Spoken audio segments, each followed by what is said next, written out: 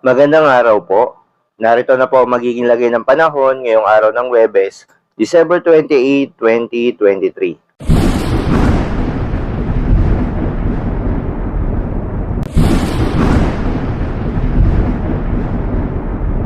Sa kasalukuyan nga at ayon sa pag-asa ay northeast monsoon pa rin o hanging amihan ang patuloy na umiiral sa malaking bahagi ng Luzon, kabilang ng northern at central Luzon, samantala itong easterlies ay nakakaapekto naman sa nalalabing bahagi ng ating bansa.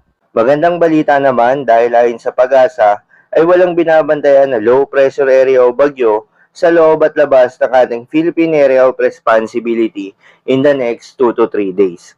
Ibig sabihin lang po, storm-free po tayo hanggang sa matapos itong taong 2023. Para naman sa lagay ng panahon dito sa Luzon ngayong araw ng Huwebes, asahan sa malaking bahagi ng Luzon ang patuloy na epekto nitong northeast monsoon o hanging amihan, kaya asahan ng light to moderate na mga pag-ulan. Para naman sa Bicol Region at Palawan, asahan naman ang maliwalas na panahon na dulot ng easterlies. Para naman sa lagay ng panahon sa Visayas at Mindanao, asahan ng generally fair weather na may mga tsansa pa rin ng mga isolated rain showers or thunderstorms, lalo na sa hapon at sa gabi.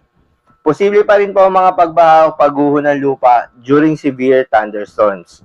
Iba yung pag-iingat po sa ating mga kababayan na inuulan na ang kanilang lugar noong mga nakaraang araw pa, kaya naman huwag kalimutan na magdala ng payong o anumang pananggalang sa ulan kapag lalabas ng kanilang mga tahanan.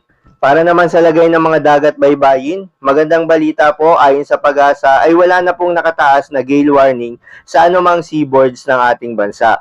Pero asahan dito sa may northern Luzon, eastern section ng Luzon, Visayas at Mindanao, asahan ng moderate to rough na kondisyon ng karagatan.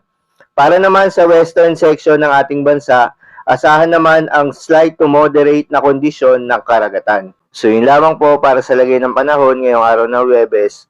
Keep safe, everyone.